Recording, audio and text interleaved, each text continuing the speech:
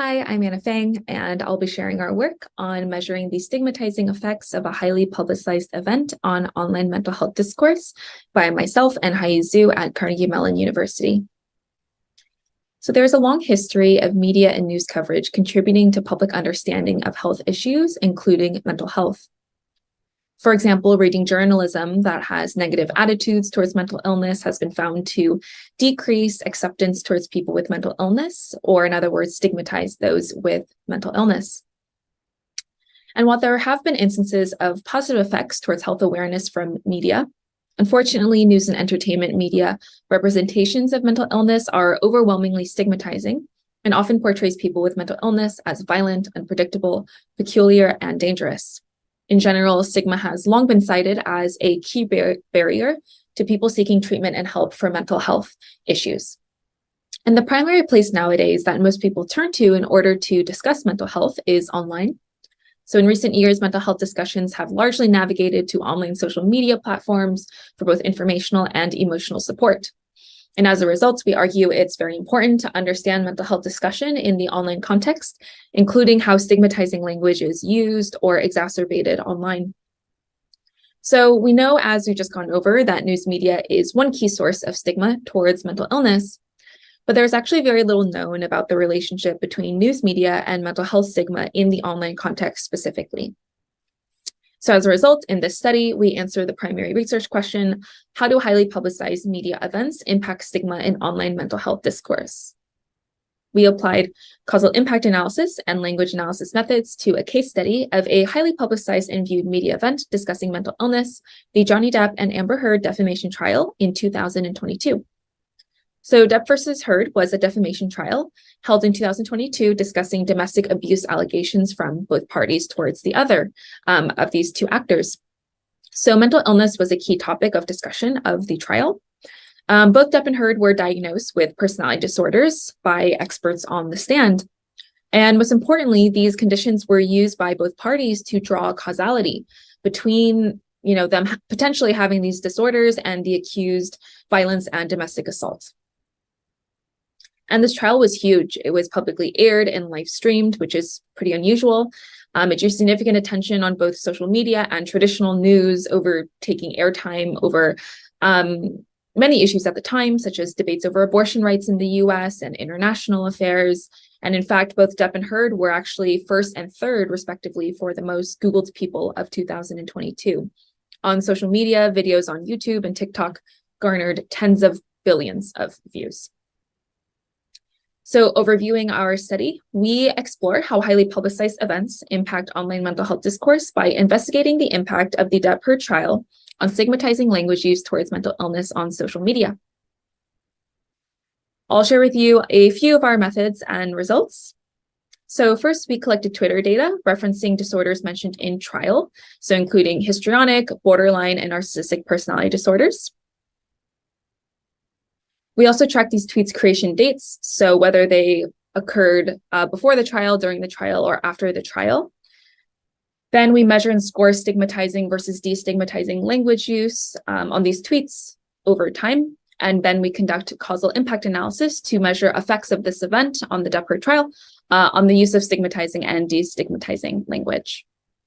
To share a little bit about our collection process. So we collected Twitter data mentioning all disorders specifically discussed and diagnosed in the Depp-Heard trial. But we also collected a control data set of actually all personality disorders that are in the same family of mental health disorders, but are not discussed in the trial. So we can kind of control and compare to any changes there. And lastly, we collected tweets mentioning just general mental health as a keyword to see if the event had any effects on mental health discourse in general at large. We collected tweets with the keywords I just mentioned that occurred during the trial's duration from April to June, which is 51 days. And we also collected all tweets that occurred in this almost 2-month period before the trial ever began, and also the 2 months post-trial conclusion. In total, we had, a little over 200,000 tweets for disorders mentioned in trial, a bit over 4 million tweets mentioning mental health. We'll elaborate a little bit on how we measured stigmatizing and destigmatizing language. we used the linguistic inquiry and word count tool. We averaged and examined these dictionaries individually. So these dictionaries draw from past work that studied stigma offline and online, studying how people are stigmatized using words of dehumanization, power, dangerousness, slurs, etc. For destigmatizing language, we would use the same analysis method, but instead using these dictionaries here, including a lot of health and wellness related words, things related to medical symptoms and treatment, as well as prosociality.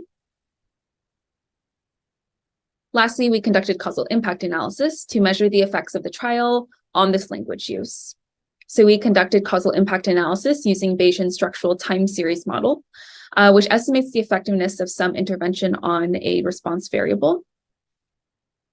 So we'll share just a few highlights of our results for the question, did the DEPR trial cause changes on stigmatizing language use on Twitter? And if so, to what degree? So abbreviated for space purposes, but here are a few of our results. You'll see that we've separately done causal impact analysis here for how the trial affected stigmatizing versus destigmatizing language on Twitter. And we also compare between disorders mentioned in trial versus disorders not mentioned in trial. And overall, we found a 97.3% probability that the DEPR trial caused a 17% increase in stigmatizing language use post-trial. And by contrast, we saw no significant differences for disorders that were not actually mentioned or diagnosed in trial. So after we found causal effects of an external event on increasing stigmatizing language on Twitter towards disorders mentioned in its coverage, we asked ourselves, were there any effects on mental health discussion in general? You'll recall that we scraped about 4.4 million tweets just mentioning mental health as a keyword. The answer was yes. So using regression analysis, we found significant increases both during the trial, as well as, again, about 2 months post-trial conclusion, significant increases in stigmatizing language, significant decreases in destigmatizing language, and significant decreases in positive tone regarding tweets, again, mentioning mental health. So we found a causal effect of the trial on stigmatizing language on Twitter. What about the kinds of language that people use? So using our Luke dictionaries before, we analyzed those individually, and we found a few interesting things. First, we found that there were significant rises both during and after the trial for dictionaries like animalistic dehumanization, as well as power/violence related words. We did not see the same kind of effect for dictionaries like inappropriate labels for mental illness. So we found this quite interesting because we found evidence that these highly stigmatizing events don't necessarily cause a rise in things like sort of slurs and sort of societally accepted as inappropriate labels for people with mental health conditions, but instead we found rises in vocab around power, violence, dangerousness, etc., which actually follows a lot of previous work as well.